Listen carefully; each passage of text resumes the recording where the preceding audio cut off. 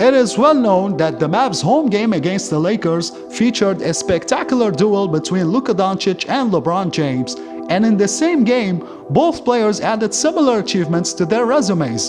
The 20-year-old Doncic and the 34-year-old James became the youngest and oldest players in NBA history respectively to record 30 points, 10 rebounds, and 15 assists in a single NBA game. Hi everybody, this is Anthony, and in today's NBA Talk, I'm going to explain how the Wonder Boy was a troublemaker for the LA Lakers and how the man from Akron showed the world who the king is. In 38 minutes of play, Doncic assisted 35 freaking points, and 10 of these points came from alley-oop finishes.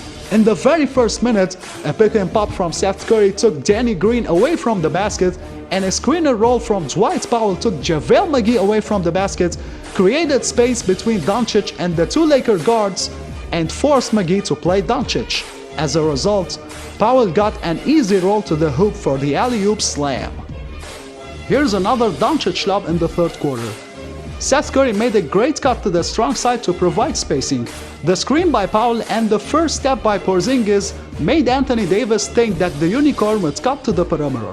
However, it turned out to be a fake cut, and Porzingis would make an opposite cut to the hoop for the potential three-point play. Then on a high pick and roll, the Lakers were concerned about another alley-oop to the rolling Powell, which explains why Kyle Kuzma stepped into the paint and gave up an open corner three that Maxi Kleber would not miss. Moreover, Luka's outside shooting was a problem for the Lakers and gave him a driving opportunity on this play.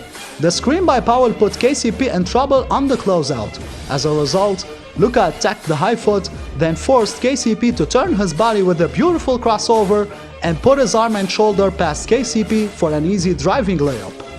It is also interesting to mention that Luka and LeBron matched up on some possessions, and on this play, a screen by Maxi Kleber forced the switch. Luka took a hard step with his right foot, then quickly changed direction to get enough space for a step-back three in LeBron's face.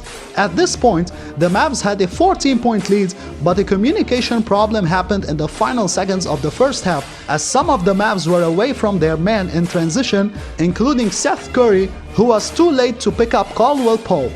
Both KCP and LeBron realized it. King James would throw a long two-handed bounce pass to KCP, who would cut the deficit to 10 points.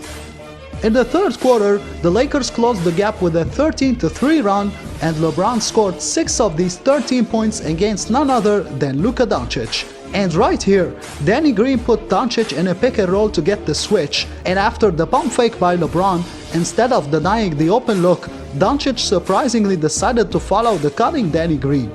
Meanwhile, McGee denied Porzingis from bothering the shot and allowed LeBron to punish the Mavs from the left wing. 2 minutes later, the Lakers forced a LeBron-Luka matchup with another pick and roll, and Doncic made another defensive mistake, as he thought that Finney Smith would recover after Luka's hedge, which explains why Doncic turned his back.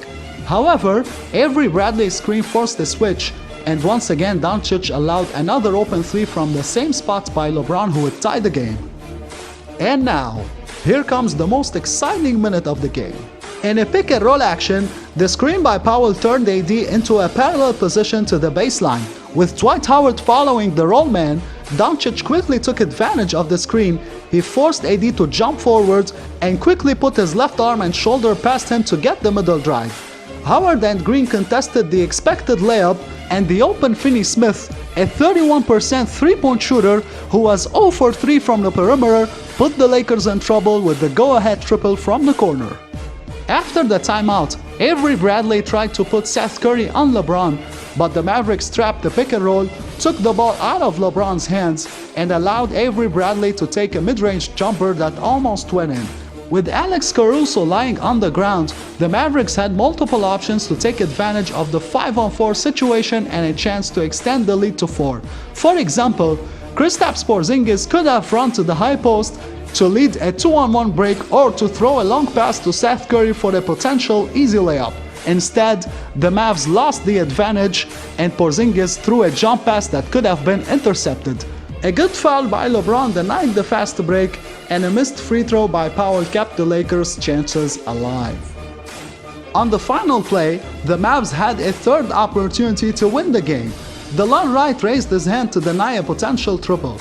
With about 3 seconds left and the Lakers out of timeouts, the Mavs could have given up a layup, but Kleber overhelped on defense. Meanwhile, Dwight Howard clearly grabbed Curry, but got away with a no call and forced Curry to close the gap with a jump, which allowed Danny Green to get free and to take the game to overtime. In the first minute of overtime, LeBron and AD ran a pick and roll. The Mavs had another 5-on-4 advantage, and Finney Smith could have double-teamed LeBron to allow Kleber to stay with AD. Instead, he was waiting for Bradley to get back on offense, and LeBron made a beautiful pocket pass to Davis for the two-handed slam. With the Lakers up 4, they spaced the floor and allowed LeBron to work in a post isolation against Doncic. The Slovenian got easily overpowered by the King, who would manage to beat the double team and to earn an opportunity for a three-point play. LeBron would extend the lead to 7 at the foul line, and the Lakers would eventually steal the win on the road. In a nutshell, although the Mavericks outscored the Lakers by 15 points from the perimeter in regulation, in which they also out-rebounded them by 19, they kept LA in the game by turning the ball over 11 more times, missing some opportunities on offense and making mistakes on defense. As for Luka Doncic, despite his potential to become one of the greatest of all time, he still has some room for improvement, especially on the defensive end. Will the Lakers win the 2020 championship? Will Luka Doncic surpass LeBron in the GOAT discussion? Share your thoughts in the comments below. Don't forget to subscribe to the channel, hit the notification bell, and I'll see you next time.